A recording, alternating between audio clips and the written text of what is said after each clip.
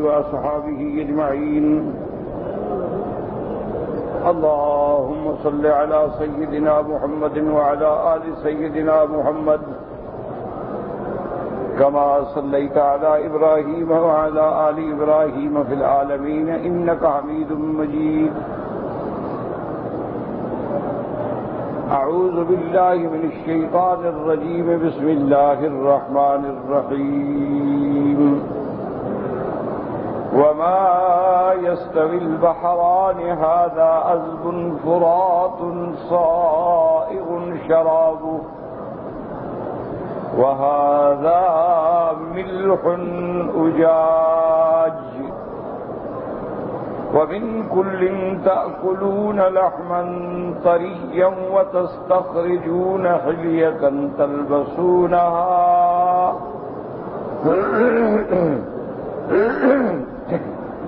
وترى الفلك فيه مواخر لتبتغوا من فضله ولعلكم تشكرون.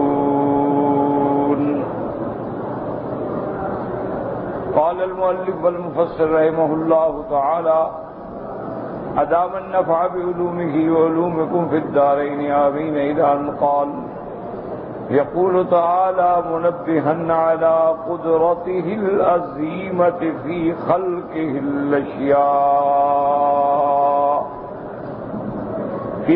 الأشياء المختلفة. خلق البحرين العذب الزلال وهو هذه الأنهار السارية بين الناس من كبار وصغار بحسب الحاجة إليها في الأقاليم والأمصار والإمران والبراري القفار، وهي عذبة صائغ شرابها لمن أراد ذلك. وهذا ملح أجاج أي مر، وهو البحر الساكن والذي تصير فيه السفن الكبار، وإنما تكون مالحة زعاقا مرة، ولهذا قال وهذا ملح أجاج. اللہ تبارک و تعالی تنبیہ فرماتی ہے اپنی قدرت عظیمہ پر کہ کتنی بڑی قدرت کے مالک ہیں. فی خلق الاشیاء المختلفہ کہ اللہ نے مختلف چیزیں پیدا فرما دی ہیں. جیسے کہ اللہ تبارک و تعالی نے دو دریا پیدا فرمائے. ایک دریا میٹھا ہے، لذیذ ہے. اس سے مراد یہ دریا اور نہریں ہیں جو زمانے میں شہروں میں بلدوں میں مختلف ملکوں میں چل رہی ہے، بڑی بھی ہے چھوٹی بھی ہے. بحسب الحاجت الیہا فی الاقالیم والامصار، جیسے جیسے اس علاقے کی ضرورت ہے اللہ نے وہاں اتنی دریا عطا فرما دیے ہیں. یہ اللہ کا ایک نظام ہے کہ اس نے ہر چیز میں ایک تنوع پیدا کیا ہے، مختلف چیزیں پیدا کی. اس کی طرف اشارہ ہے یہ تمام دلائل جو ہیں جو آپ پڑھ رہے ہیں، اشارہ ہے اس طرف کہ جیسے اللہ اس بات پہ قادر ہیں کہ دونوں دریا ہیں لیکن ایک میٹھا ہے ایک کڑوا ہے. اللہ تبارک و تعالی جیسے اس بات پہ قادر ہیں کہ بعض ہوائیں رحمت کے لیے ہیں اور بعض ہوائیں ہیں لیکن عذاب کے لیے. ایک ہوا بھیج کے اپنے پیغمبر کی مدد کی جاتی ہے اور ایک ہوا بھیج کر اپنے دشمنوں کو شکست دی جاتی ہے. اسی طرح آپ دیکھیں کہ اللہ نے آگ پیدا کی، پانی بھی پیدا کیا، دونوں ضد ہیں. اسی طرح اللہ تبارک و تعالیٰ نے دنیا میں بھی دیکھ لیں تو جتنے عالم ہیں وہ ہر عالم الگ ہے. جیسے یہ دریا الگ ہے، عالم بھی الگ ہے.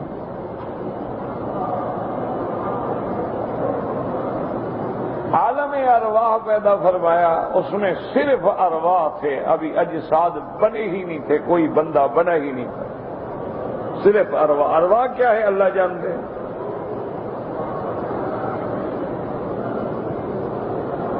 اسی لیے جہاں جہاں یہ بحث آتی ہے نا کہ سرکار دو عالم صلی اللہ علیہ وسلم کی بعض روایات سے یہ بات ملتی ہے کہ سب سے پہلے اللہ نے حضور کو پیدا فرمایا، اور یہ بھی احادیث مبارک میں آتا ہے کہ ابھی آدم علیہ السلام پیدا بھی نہیں ہوئے تھے اور اللہ نے مجھے پہلے پیدا فرمایا۔ وَإِنِّي عِندَ اللَّهِ لَخَاتَمُ النَّبِيِّينَ، میں اللہ کے ہاں خاتم النبیین تھا، وَآدَمُ مُنْجَدِلٌ بَيْنَ الْمَاءِ وَالطِّينِ، ابھی تو آدم کا مٹی اور گارا بھی مکمل نہیں ہوا۔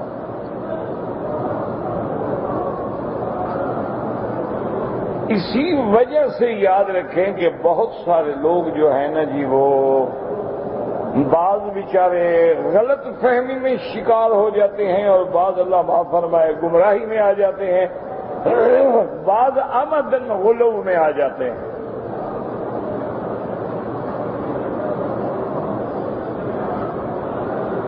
تو اس لیے ہر چیز پر غور کریں، سمجھنے کی کوشش کریں، اور اللہ پاک ہمیں سمجھنے کی بھی توفیق دے، سمجھانے کی بھی توفیق دے۔ اسی طرح جیسے بعض روایات میں یہ آتا ہے کہ اللہ نے سب سے پہلے میرا نور پیدا فرمایا، اب اس کے علماء نے جواب دیے، بعض نے کہا حدیث ضعیف ہے، بعض نے کہا حدیث قابل حجت نہیں، ٹھیک ہے، بعض نے کہا کہ نہیں، نور سے مراد روح محمد ہے۔ تو اب مانا ہم یہ کریں گے، یاد رکھیں، سمجھیں کہ جب اللہ نے ارواح پیدا کیے تو اس میں حضور کا روح سب سے پہلے پیدا کیا۔ بات سمجھ، عالم ارواح الگ چیز ہے۔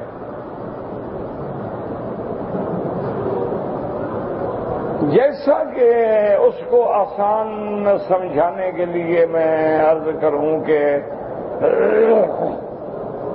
جیسا کہ ہمیں روایات مبارک میں ملتا ہے کہ اول من آمنت برسول اللہ سیدہ خدیجہ، کہ سب سے پہلے ایمان لانے والی حضور پہ بی بی خدیجہ ہیں۔ اسی طرح ہے کہ اول من آمن برسول اللہ ابی بکر، محبوب دو عالم صلی اللہ علیہ وسلم پہ سب سے پہلے ایمان لانے والے ابو بکر ہیں رضی اللہ عنہ۔ اسی طرح بے عین ہی آتا ہے کہ اول من آمن برسول اللہ علی بن ابی طالب رضی اللہ عنہ، سب سے پہلے ایمان لانے والوں میں حضرت علی ہیں۔ اسی طرح روایات میں آتا ہے کہ اول من آمن برسول اللہ زید رضی اللہ تعالی عنہ۔ تو یہ ساری باتیں ٹھیک ہیں، لیکن اب سمجھنے کے لیے ان کو ہم جمع کریں گے۔ جب کہیں گے بھی بی بی خدیجہ سب سے پہلے ایمان لائی، کیا مانا؟ یعنی عورتوں میں پہلے کوئی عورت مسلمان نہیں ہوئی، پہلی عورت کون ہے؟ بی بی خدیجہ ہے۔ تو اب عورتوں میں اولیت کا مقام جو ہے وہ بی بی خدیجہ کو مل گیا، بات ٹھیک ہو گئی۔ اور سمجھدار مرد، باشعور، با عقل عمر والے آدمی جو ہیں، ان میں سب سے پہلے ایمان لے آنے والا ابو بکر ہے۔ اور بچوں میں سب سے پہلے ایمان لے آنے والے حضرت علی ہیں۔ وہ تو بچے ہیں، اس وقت ان کی عمر بھی اتنی نہیں ہے۔ اور غلاموں میں سب سے پہلے ایمان لانے والے حضرت زید ہیں۔ تو اب ساری روایتیں ٹھیک ہو گئی، کسی میں جھگڑا نہ رہا۔ بھی عورتوں میں اولیت بی بی خدیجہ کو ملی، بزرگوں میں اولیت ابو بکر کو ملی، بچوں میں اولیت علی کو ملی، اور غلاموں میں زید کو ملی رضوان اللہ علیہم اجمعین۔ کوئی جھگڑا نہیں۔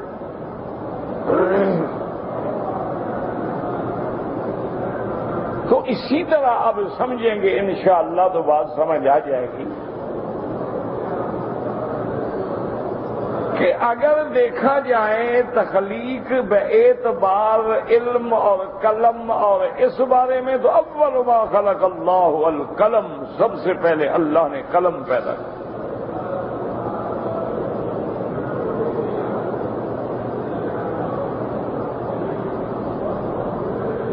اب عالم ارواح میں دیکھا جائے تو سب سے پہلے روح محمد مصطفیٰ صلی اللہ علیہ وسلم، پھر سارے ارواح۔ اچھا روح کیا ہے ہم تو جانتے ہی نہیں۔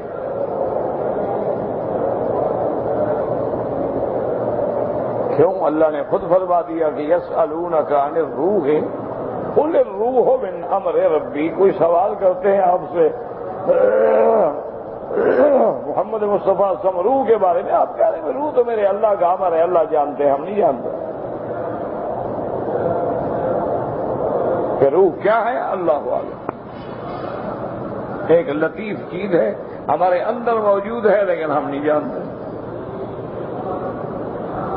روح نہ ہو تو انسان ختم، روح نکل گیا بندہ مر گیا۔ لیکن وہ ہے کیا یہ کوئی بھی نہیں جانتا۔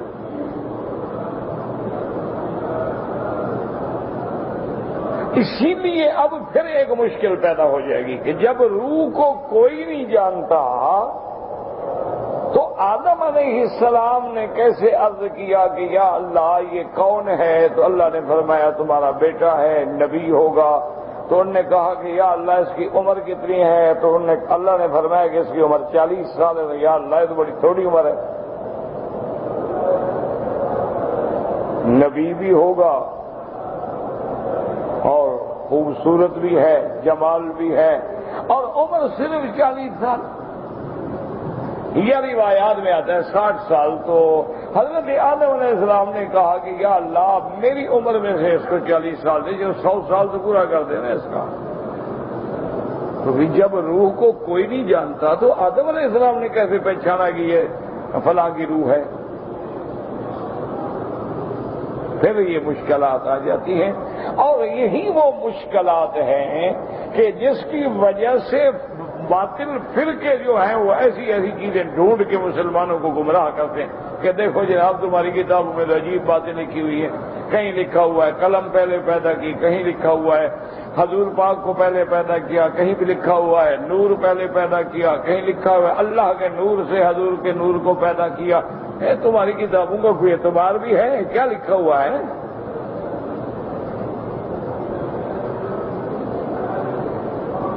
پھر دشمنوں کو یہ موقع ملتا ہے۔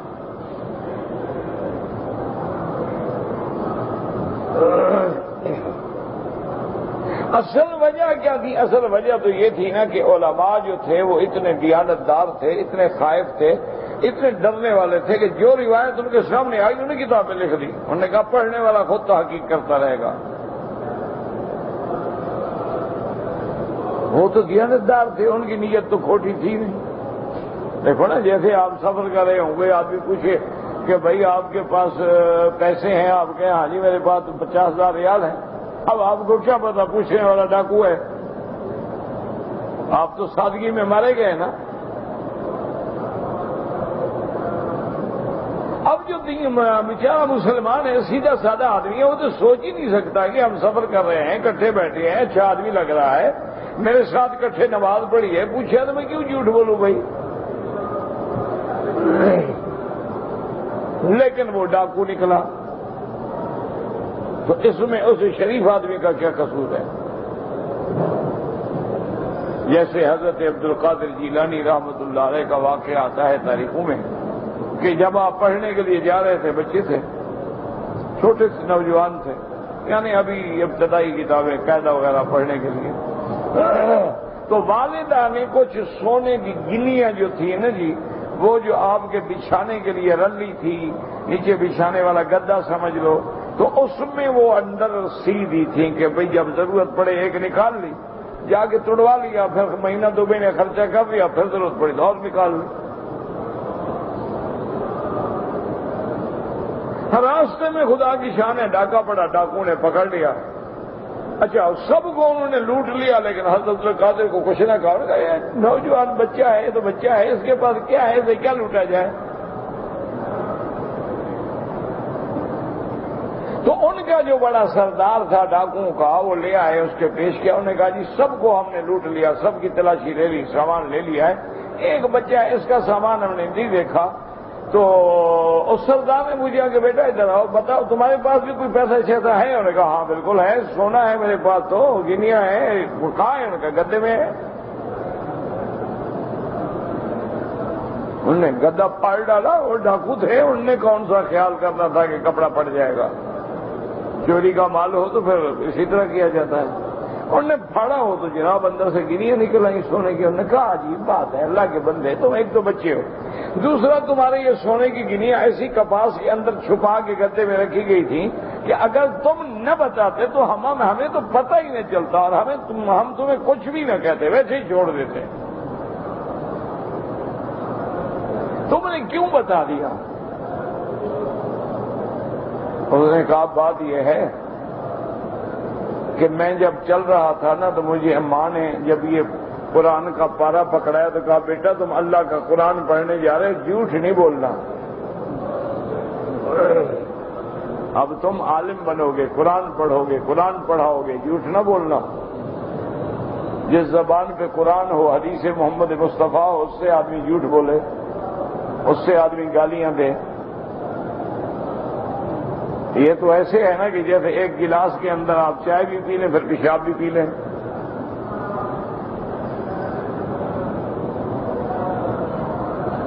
حجر اسود کو بھی چوم لیا، کسی غیر محرم عورت کو بھی چوم لیا،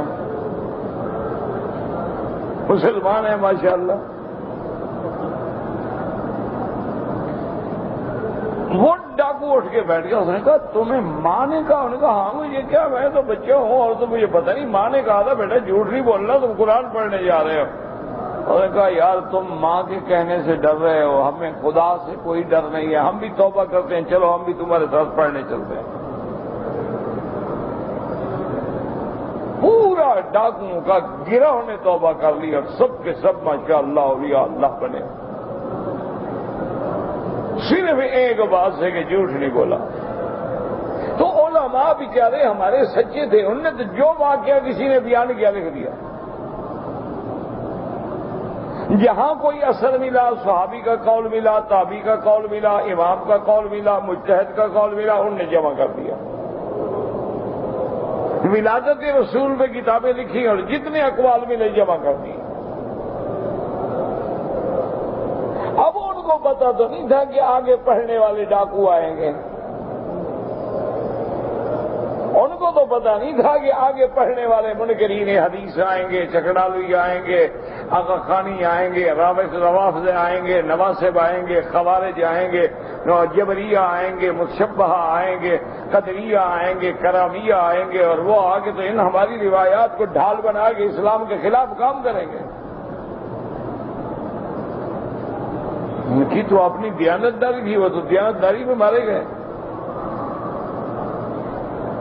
تو اس لیے سمجھیں کہ عالم ارواح میں پھر اللہ نے جس کو چاہا اس کو کہتے ہیں عالم مثال، کہ اللہ کے تو علم میں تھا نا کہ داؤد علیہ السلام کی کیا شکل ہوگی، اللہ نے داؤد علیہ السلام کی روح کو اسی شکل میں ڈال کے آدم کو دکھا دیا کہ یہ تیرا بیٹا ہے داؤد۔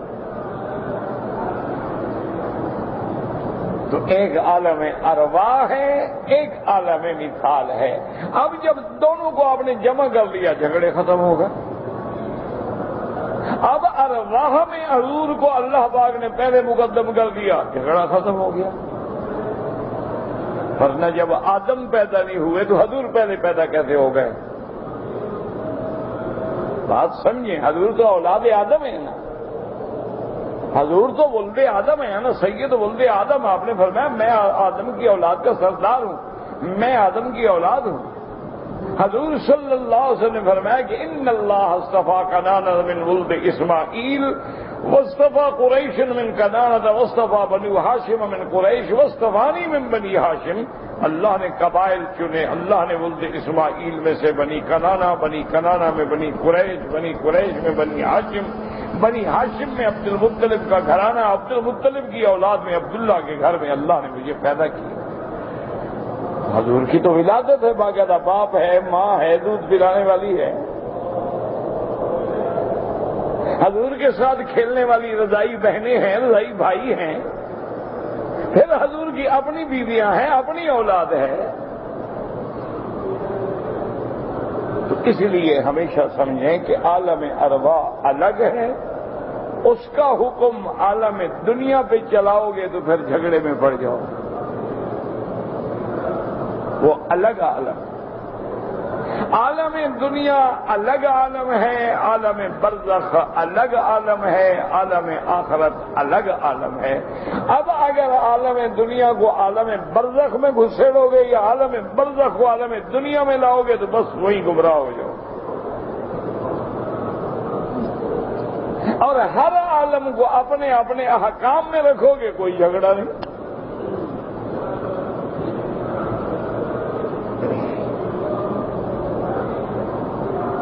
اب دیکھیں کہ مثلا ایک دنیا میں بڑے سے بڑا قوت والا آدمی بھی ہو، ایک بیوی، 2 3 4.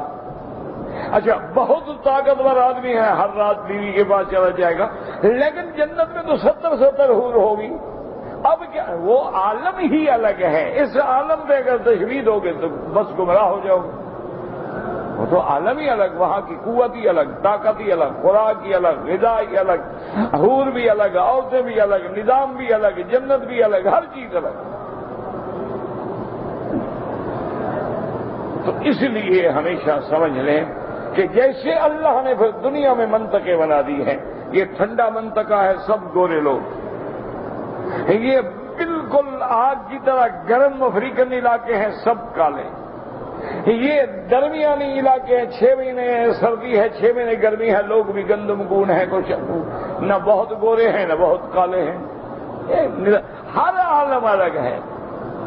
حالانکہ وہ بھی تو بندے ہیں، انسان ہیں، اولاد آدم ہیں، لیکن وہ اس ماحول میں پیدا ہوئے جہاں ٹھنڈ ہے، گرمی پڑتی نہیں، تو کالے کیوں ہوں؟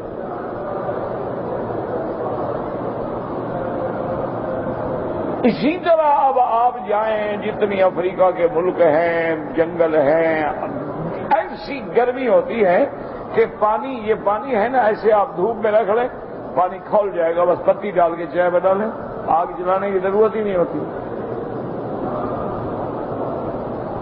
اسی لیے آپ دیکھتے ہیں کہ ہمارے یہ کالے بھائی جو ہیں، سوڈانی ہیں، نائجیریا کے ہیں، نیجر کے ہیں، اور کسی علاقوں کے ہیں، ان کے کپڑے آپ نے دیکھے، وہ ایسے کپڑے ہوتے ہیں کہ وہ درختوں میں کھڑے ہو جائے نا، درخت معلوم ہوتا ہے، پھر جنگل کا جانور حملہ نہیں کرتا،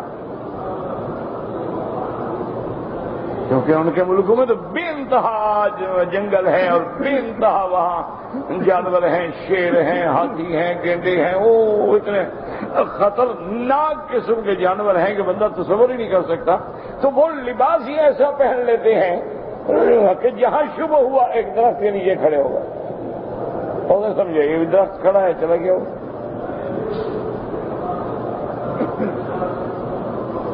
تو اس لیے ہمیشہ یاد رکھیں کہ وہ عالم الگ ہے، دنیا الگ ہے. اچھا مرنے کے بعد اب عالم ہے برزخ.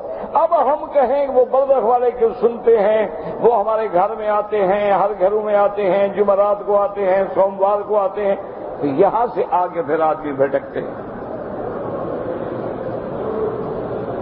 بھئی آتے ہیں تمہیں ملتے کیوں نہیں؟ کیا آتے ہیں؟ روح آتا ہے یا خود جسد کے ساتھ آتے ہیں؟ روح آتا ہے تو روح تو لطیف سے تم نے کیسے دیکھ لیا کہ روح آتا ہے؟ یہ سارے جھگڑے وہاں سے پیدا ہوتے ہیں.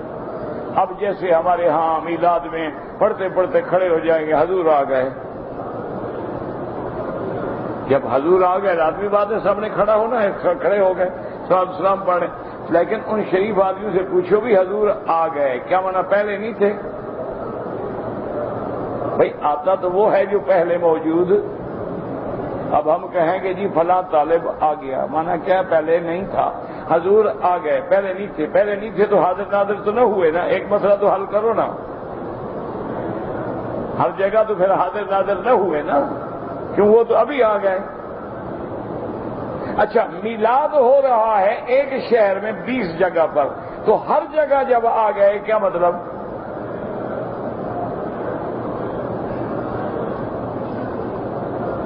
یہاں بھی آ گئے، وہاں بھی آ گئے، وہاں بھی آ گئے، وہاں بھی کیا مطلب؟ کتنے وجود ہیں حضور کے؟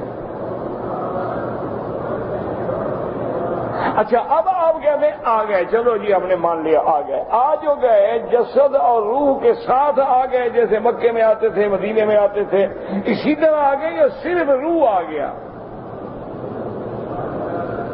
اگر وہ آ گئے اپنے جسد مبارک کے ساتھ تو پھر ہمیں بھی نظر آنے چاہیے، کیوں نظر نہیں آتے؟ اور اگر آپ کی روح تشریف لے آئی تو مولوی صاحب نے روح کیسے پہچان لی؟ روح تو لطیف چیز ہے، اس کو تو کوئی دیکھ ہی نہیں سکتا۔ مولوی صاحب کو تو اپنی روح کا پتہ نہیں ہے، جب نکلے گی تو اس کو پتہ نہیں لگے گا، تو پتہ کیسے لگ گیا کہ آ گئے؟ تو اس لیے ہمیشہ یاد، یہیں سے پھر وہ جھگڑے پیدا ہو۔ اسی لیے اسلام کا ایک اصول ہے کہ عقیدہ ہے قرآن پڑھو، عقیدہ ہے صحیح حدیث لے آؤ، احکام ہے صحیح حدیث لے آؤ، ضعیف نہیں چلے گی، مرسل نہیں چلے گی، منقطع نہیں چلے گی۔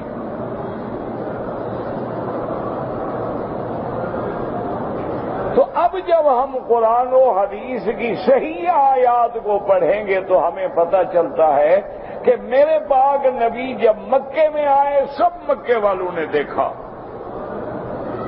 میرے مدنی جب صفا پہ چڑھے سب لوگوں نے دیکھا، مروہ پہ چڑھے سب لوگوں نے دیکھا، حج پہ آئے سب لوگوں نے دیکھا، عرفات کے میدان میں آئے، اونٹنی پہ کھڑے ہوئے، جبل رحمت کے نیچے کھڑے ہوئے، سارے جہان نے دیکھا ہے۔ تو اب اگر آتے ہیں تو اب بھی تو دیکھنا چاہیے سب کو۔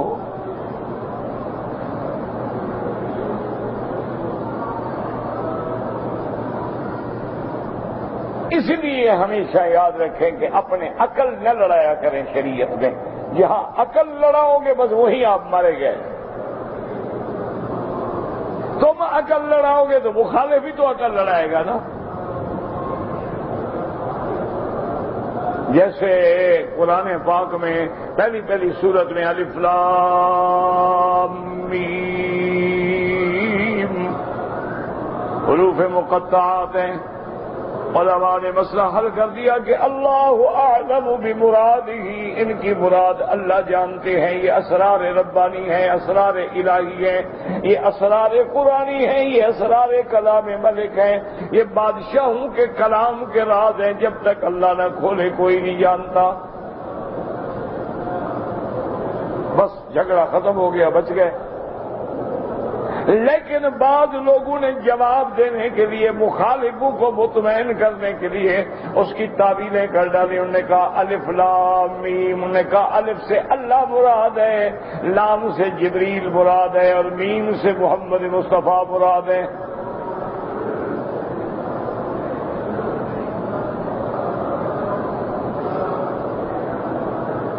بظاہر انہوں نے سوچا کہ ہم مخالف کو جواب دے رہے ہیں کہ بھئی اچھا قرآن ہے۔ جب قرآن کہتے تبیان لکل شیء، قرآن نے ہر چیز کھول دی تو ان کو کیوں نہیں کھولا؟ تو ان کو جواب دینے کے لیے انہوں نے خود راستہ پیدا کیا، الف لام میم۔ انہوں نے کہا الف سے مراد اللہ، لام سے مراد جو ہے وہ جبرائیل، اور میم سے مراد محمد مصطفیٰ۔ حامیم، انہوں نے کہا ہا سے مراد اللہ کے اسم حنان ہے، میم سے مراد اللہ کا اسم منان ہے، صاد سے مراد صدق محمد مصطفیٰ ہے، کاف سے مراد قرآن ہے۔ وہ حرف بناتے گئے لوگ نے کہا سبحان اللہ۔ لیکن جب تم بناؤ گے تو پھر مخالف کے لیے بھی راستہ کھل گیا نا۔ اگر تم خاموش رہتے، تم یہ نہ کرتے تو مخالف بھی تو کبھی جرأت نہ کرتا۔ جب تم نے یہ بنایا تو پھر مخالف بھی میدان میں آئے، انہوں نے کہا کاف ہا یا عین صاد، انہوں نے کہا کاف سے کربلا مراد ہے، ہا سے ہلاکت یزید مراد ہے، صاد سے صبر حسین مراد ہے۔ انہوں نے کہا یہ سارا کربلا کا قصہ اللہ نے 5 حرفوں میں کہا ہا یا عین صاد، کیونکہ 5 تن بھی پاک، یہ حرف بھی پاک، ان میں ان 5 تن کے قصے کا راز چھپا ہے۔ تم نے بنایا تو پھر انہوں نے بھی بنا لیا کہ نہیں بنا لیا؟ تم نے اگر آذان سے پہلے درود تاج پڑھنا شروع کر دیا، تم نے صلاۃ و سلام پڑھنے شروع کر دیے، تم نے نماز کے اذان کے بعد صلاۃ و سلام اور درود تاج شروع کر دیا، انہوں نے اذان میں بڑھا لیا علی ولی اللہ وصی رسول اللہ خلیفۃ بلا فضل، انہوں نے کہا تم بڑھا سکتے ہو تو پھر ہم بھی بڑھا سکتے ہیں۔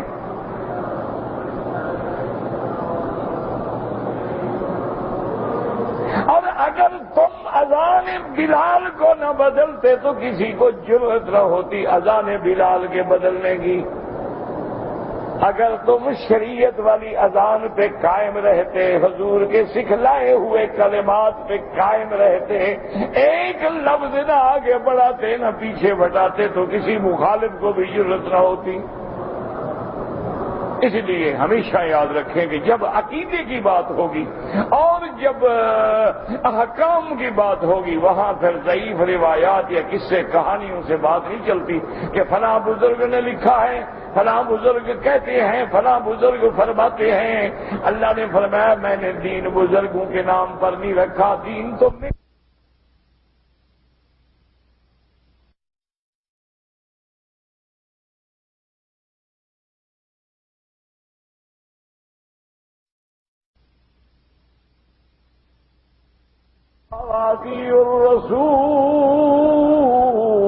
الرسول، میری اطاعت کرو، میرے رسول کی اطاعت کرو۔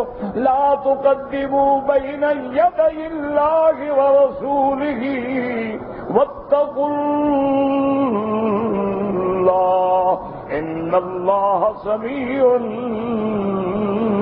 علیم۔ خبردار میرے مدنی کے سامنے اپنی باتوں کو، اپنی رائے کو مقدم نہ کرو۔ اللہ سے ڈرو، اللہ سننے والا جاننے والا ہے۔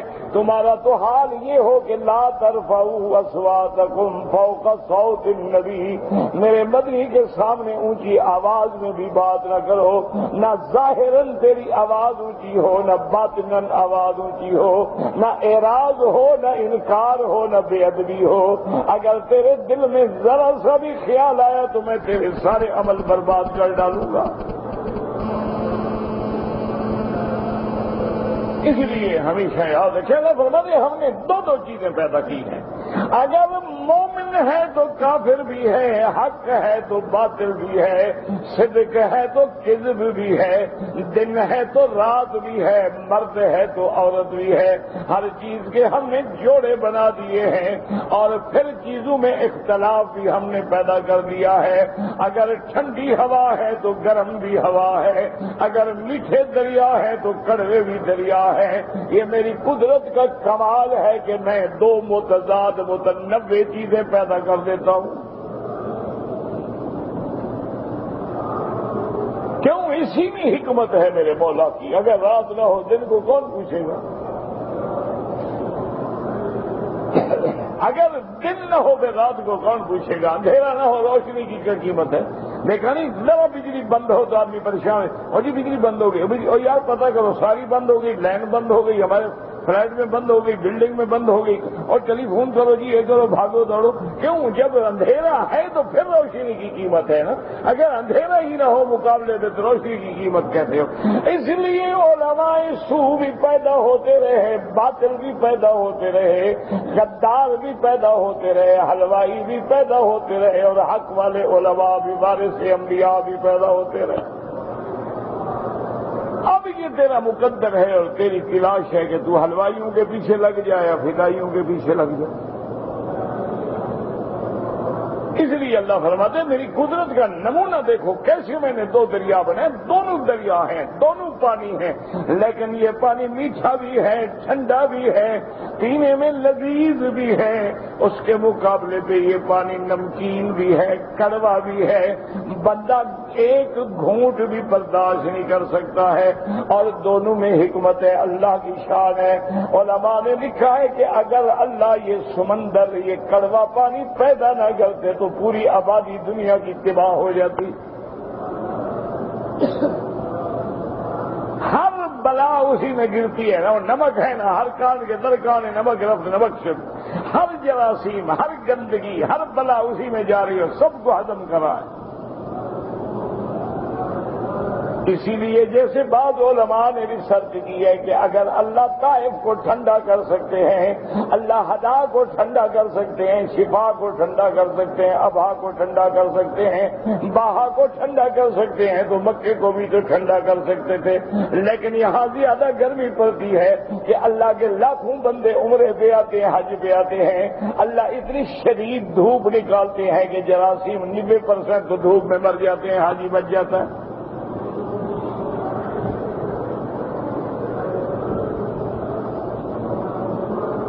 یہ اس کی حکمتیں ہیں، اس کا نظام ہے۔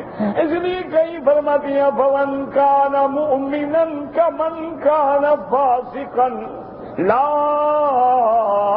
يستوون۔ اللہ نے فرمایا ایک طرف ایمان والا ہے، فرما بردار ہے، اطاعت گزار ہے، ایک طرف فاسق ہے، کافر ہے، فاجر ہے، کیا یہ دونوں برابر ہو سکتے ہیں؟ ہرگز نہیں۔ جیسے دوسری جگہ فرمایا وَمَا يَسْتَوِي الْأَعْمَى وَالْبَصِيرُ وَلَا الظُّلُمَاتُ وَلَا النُّورُ وَلَا الظِّلُّ وَلَا الْحَرُورُ۔ اللہ نے فرمایا دیکھو کبھی اندھا اور آنکھوں والا بھی برابر ہو سکتے ہیں، کبھی ظلمت اور نور بھی برابر ہو سکتے ہیں، کبھی سایہ اور دھوپ بھی برابر ہو سکتے ہیں، کبھی زندہ اور مردہ بھی برابر ہو سکتے ہیں، نہیں ہو سکتے۔ اسی طرح فرمایا لا یستوی اصحاب النار واصحاب الجنہ اصحاب الجنۃ هم الفائزون۔ اللہ نے فرمایا دیکھو غور کرو، کیا کبھی جہنمی اور جنتی بھی برابر ہو سکتے ہیں؟ کبھی نہیں۔ جنت والے جو ہیں وہی کامیاب ہیں، جہنم والے جو ہیں وہ گھاٹے میں ہیں، تروٹے میں ہیں۔ اسی طرح فرمایا ایک طرف صداقت صدیق ہے، ایک طرف علم ابی بکر ہے، دوسری طرف جہالت ابی جہل ہے، کیا کبھی برابر ہو سکتے ہیں؟ ہرگز۔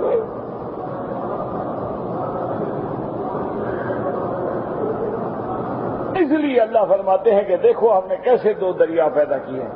یہ دو دریا کی مراد ہوتی ہے یعنی جنس سے دریا، ایک جنس ہے میٹھا، ایک ہے کڑوا، ورنہ میٹھے بھی کئی دریا ہیں، کوئی ایک دریا ہے، ہر ملک میں الگ دریا ہے۔ کہیں دریائے نیل ہے، کہیں دریائے فرات ہے، مصر میں دیکھیں دریائے نیل ہے، عراق میں دیکھیں دریائے فرات ہے۔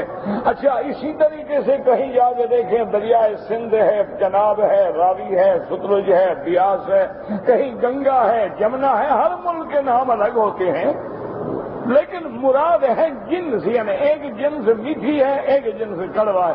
اچھا اسی طرح سمندر ہے، کہیں بحیرہ عرب ہے، کہیں بحیرہ بنگال ہے، کہیں خلیج بنگال ہے، کہیں بحیرہ روم ہے، کہیں کوئی ہے، کہیں کوئی ہے، لیکن معنی یہ ہے کہ دو نو ہے۔ ایک نو وہ ہے جو میٹھا ہے، لذیذ ہے، پانی پی سکتا ہے بندہ، اور ایک ایسا ہے کڑوا ہے، شدید ہے، جس کا پانی نہیں پی سکتا ہے۔ اور بعض روایات میں یہ بھی آتا ہے کہ یہ جتنا سمندر ہے اس کے نیچے اللہ نے جہنم رکھا ہوا ہے، اور اس جہنم کے اوپر جو ہے غلاف حجری سے وہ بند ہے، جہنم پیدا ہو چکی ہے، جہنم بالکل زمین کے نیچے ہے، اور اس کے اوپر غلاف حجری ہے، غلاف حجری کے اوپر جو ہے یہ پانی ہے۔ اور جب قیامت قریب آئے گی اللہ سورج چاند سب کو توڑ کے ان میں ڈالیں گے۔ اللہ فرماتے ہیں اذا السماء انفطرت واذا الكواكب انتصرت واذا البحار فجرت، اور آگ سے بھڑک اٹھیں گے سمندر۔ کیوں؟ وہ نیچے وہ غلاف حجری ہٹ جائے گا، نیچے کی آگ بھی نکلے گی، اوپر یہ بھی آگ برسے گی، تو یہ ساری آگ مل کے ایک آگ بن جائے گی۔ اور یہ بھی دیکھ رہے ہیں کہ پوری دنیا میں 3 حصے پہ پانی ہے، 1 حصے پہ ساری مخلوق ہے۔ اب اندازہ کر لیں کہ جہنم کتنی بڑی ہوگی۔ اس لیے اللہ پاک فرمائے وَإِذَا الْبِحَارُ فُجِّرَتْ وَإِذَا الْقُبُورُ بُعْثِرَتْ، اور پھر اللہ فرماتے ہیں کہ جب تمہیں ہم قبروں سے اٹھا کے میدان محشر میں جائیں گے عَلِمَتْ نَفْسٌ مَا قَدَّمَتْ وَأَخَّرَتْ، اب آدمی کو پتہ چلے گا کہ میں نے آگے کیا بھیجا، پیچھے کیا چھوڑا۔ اس لیے اللہ بندے کو جگاتے ہیں اپنے بندوں کو کہ یا ایھا الانسان ما غرك بربك الكريم الذي خلقك فسواك فعدلك فی ای صورت ما شاء رکبک. اللہ فرماتے ہیں ابن آدم کس چیز نے تمہیں دھوکے میں ڈالا ہے؟ تو اس خدا کو بھول گیا جس نے تمہیں پیدا کیا ہے. وہ چاہتا تمہیں بندر بنا دیتا، کتا بنا دیتا، جنگل کا کیڑا مکوڑا بنا دیتا، تو کیا کر لیتا؟ الذی خلقک فسواک فعدلک فی ای صورت ما شاء رکبک. اس لیے اللہ یہاں بھی فرماتے ہیں وما یستوی البحران، یہ دونوں پانی برابر نہیں ہو سکتے. ھذا عذب فرات صائغ شرابہ وھذا ملح اجاج. اللہ فرماتے ہیں یہ پانی جو ہے میٹھا ہے، یہ پانی جو ہے ٹھنڈا ہے، یہ پانی جو ہے پسندیدہ ہے. سائغ مانا جلدی سے آرام سے اتر جانے والا.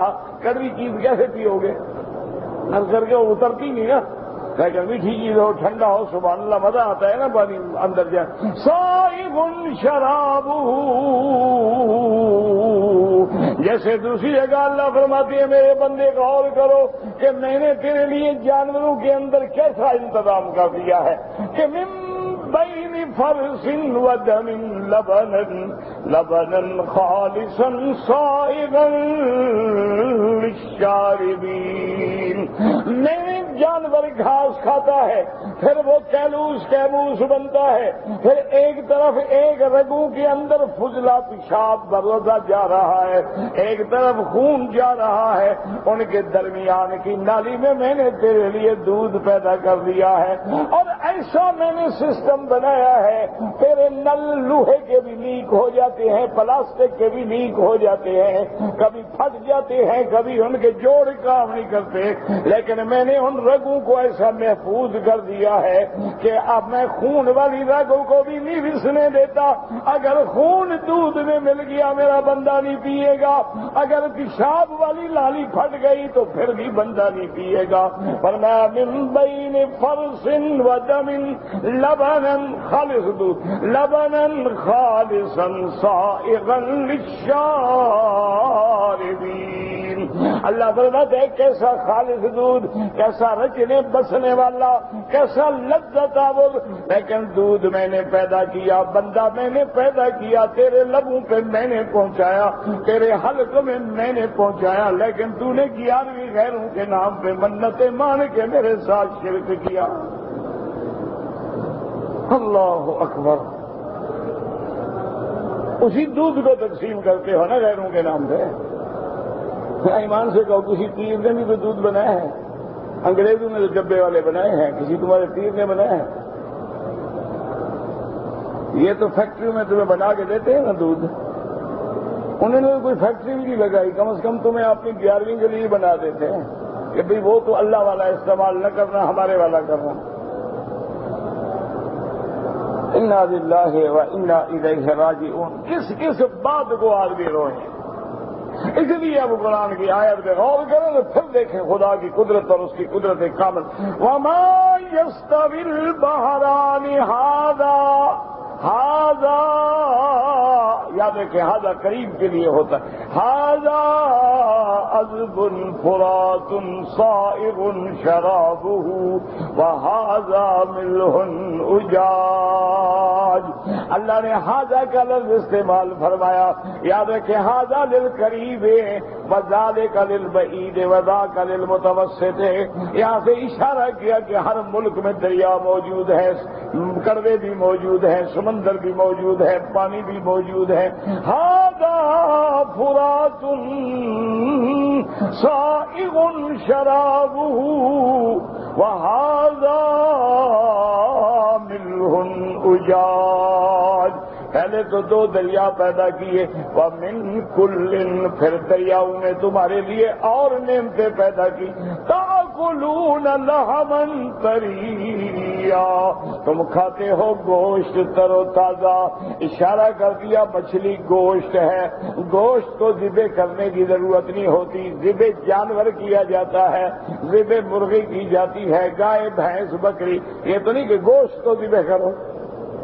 تو اللہ نے گوشت کا لفظ کہہ کے اشارہ کر دیا کہ مچھلی بغیر ذبح کے حلال ہے.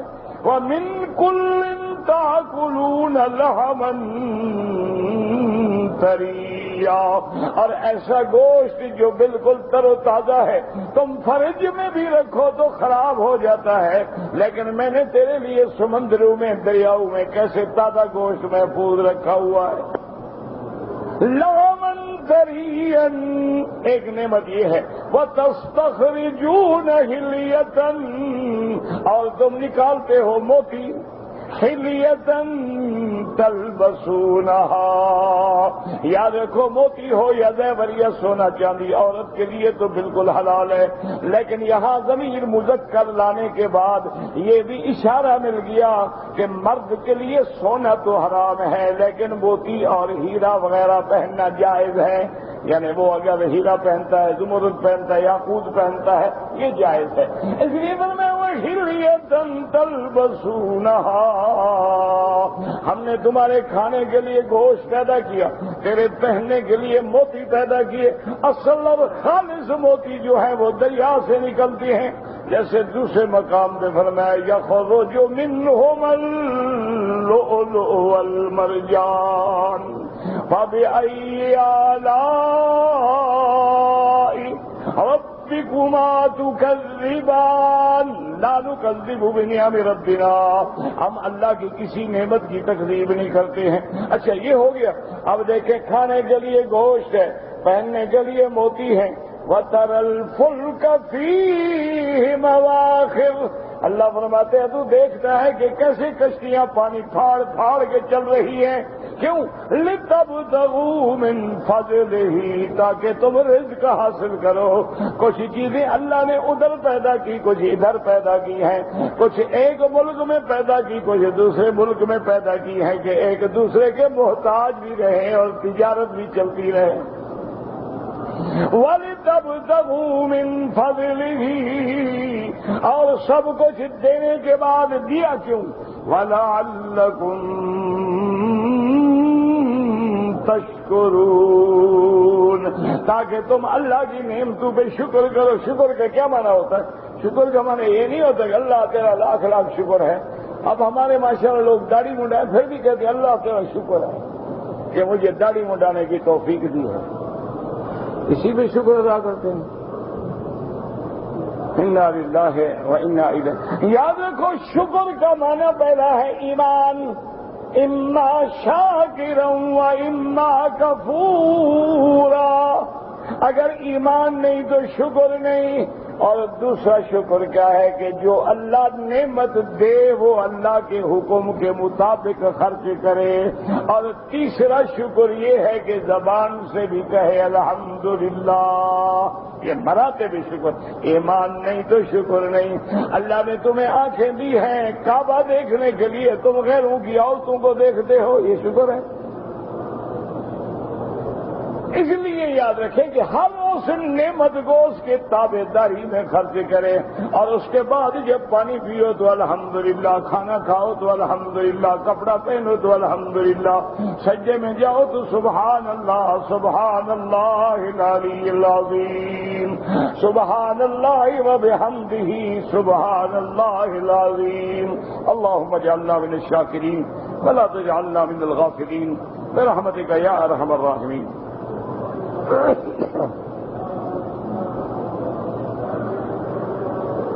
میرے پاس بکریاں بالکل ہر 40 بکری کے بعد زکوٰۃ ہے. ایک بوٹی ہے جو حرم کے حدود سے کاٹ سکتے ہیں، اس کا نام ہے اذخر. اذخر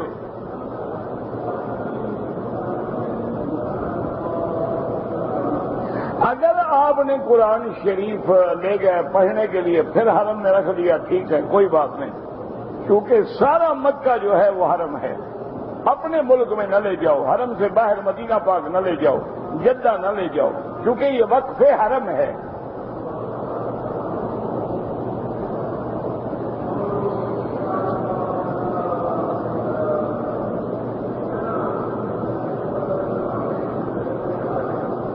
ہم 12 ذی الحجہ کو جمعہ مینا میں نہیں پڑھا، ظہر پڑھا، کوئی بات نہیں. مسافر کے لیے تو جمعہ واجب ہی نہیں ہوتا. اللہ کے بندے، اگر ہم قبرستان میں جائیں اور قرآن کی تلاوت کریں، یہ جو کرائے پہ پڑھتے ہیں نا کہ بڑا آدمی مر گیا تو خیمے لگا دیے، 2-3 حافظ بٹھا دیے، یہ تو بالکل ناجائز ہے. اگر کوئی اولاد اپنے والدین کے لیے پڑھے تو لاکھ دفعہ پڑھے، لیکن وہ دکھاوے کے لیے نہیں ہے کہ قرآن لے جاؤ لوگ دیکھیں کہ سبحان اللہ قرآن پڑھ رہا ہے. جب طواف شروع کرتے ہیں تو ایک ہاتھ سے بھی جائز ہے اور دونوں سے بھی جائز ہے.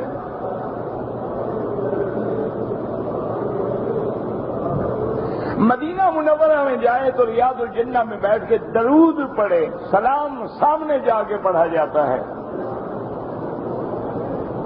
صلاۃ و سلام مواجہہ شریف میں ہے. ریاض الجنہ میں بیٹھو، نماز پڑھو، درود پڑھو، دعائیں مانگو.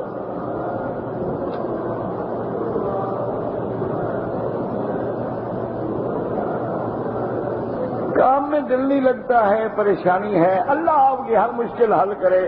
زیادہ سے زیادہ استغفار پڑھو. ہر مشکل کا حل جو ہے وہ استغفار ہے. استغفر اللہ، استغفر اللہ، استغفر اللہ، استغفر اللہ الذی لا الہ، جو بھی آپ کو آئے، یعنی کم از کم 1000، 2000، 3000 دفعہ روزانہ پڑھیں. اللہ کی رحمت سے سب مشکلیں حل ہو جاتی ہیں. اور جو بھی استغفار پڑھتے ہیں یرزقہ من حیث لا یحتسب، اللہ ایسی جگہ سے رزق دیتے ہیں جہاں گمان بھی نہیں ہوتا.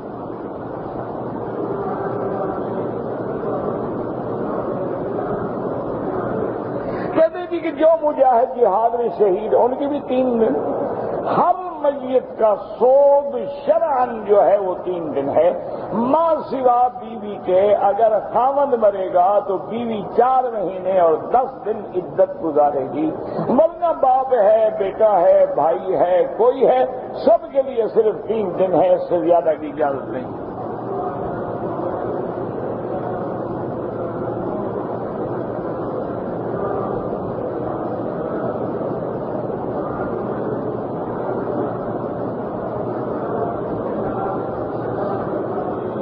میں نے انڈیا میں پتہ نہیں کیا چٹھی جمائی ہے، 2 لاکھ کی ہے. مجھے سمجھ نہیں آیا، کوئی پیسے نہ دے، وقت مقرر پہ مجھے فون کرنا پڑتا ہے. مجھے سمجھ نہیں آیا آپ نے کیا چٹھی جمائی ہے، کیا 2 لاکھ ہے، کیا چارجز ہیں. جب مجھے سمجھ نہیں آیا تو بتاؤں کیا. عورت اور مرد کی نماز میں فرق ہے. اگر آپ کے نزدیک عورت اور مرد میں فرق ہے تو نماز میں بھی فرق ہے. آپ کے عورت مرد میں کوئی فرق نہیں، یعنی عورت بھی امام بن سکتی ہے، مرد بھی امام بن سکتا ہے. عورت بھی جمعہ کا خطبہ پڑھا سکتی ہے، مرد بھی پڑھا سکتا ہے. عورت بھی جنازے کے لیے گھر سے باہر آ سکتی ہے، مرد بھی آ سکتا ہے. کیا خیال ہے؟ برابر ہے؟ فرق ہے؟ اچھا، عورتوں کی صفیں پہلی ہوں اور مردوں کی پیچھے ہوں، کیا خیال ہے؟ کہ مردوں کی پہلے ہوں اور عورتوں کی پیچھے ہوں تو فرق تو ہو گیا. اگر امام غلطی کرے، مرد زبان سے کہے گا لیکن عورت ہاتھ پہ ہاتھ مارے گی، زبان سے بھی نہیں بولے گی، فرق ہے کہ نہیں ہے؟ تم کیوں عورتوں کو مرد بنانا چاہتے ہو؟ مجھے تو آج تک سمجھ نہیں آئی. 1400 سال کے بعد ابھی یہ مسئلے پیدا ہو گئے ہیں کہ عورت مرد برابر ہے یا فرق ہے. اسی لیے یہ تیری محنت کا صدقہ ہے کہ امینہ داؤد اور تسلیمہ نسرین پیدا ہو گئی، جنہوں نے وہاں خطبہ بھی خود پڑھایا اور مردوں کو نماز بھی خود پڑھایا. انہوں نے کہا جی اب ہم سب برابر ہیں، فرق کیا ہے؟ اللہ کے بندے یاد رکھو، بات صرف اتنا ہے کہ بعض ائمہ کے نزدیک سجدے کی حالت میں عورت اسی طرح سجدہ کرے جیسے مرد کرتے ہیں. امام ابو حنیفہ فرماتے ہیں کہ عورت کے لیے سطر زیادہ مقدم ہے، ٹانگیں ایک طرف نکال کے زمین کے ساتھ لگ جائے زیادہ ثواب ہے، اور اس پر بھی حدیث موجود ہے. تو جھگڑے کی تو ضرورت ہی نہیں ہے، برابر ہے اور نہ برابر ہے اور بڑا، یہی مسئلے رہ گئے امت کو لڑانے کے لیے تمہارے پاس. انا للہ و انا الیہ راجعون. یہی وجہ ہے کہ آج لوگ پیدا ہو گئے. انہوں نے کہا جی جب مرد عورت کی نماز میں فرق ہی کوئی نہیں تو ٹھیک ہے، مرد اگر جمعہ پڑھا سکتا ہے عورت کیوں نہیں پڑھا سکتی؟ اس نے باقاعدہ جمعہ پڑھایا، خطبہ پڑھایا، مردوں نے پیچھے نماز پڑھی. امینہ داؤد اس کا نام ہے. اور برابر کرو جناب.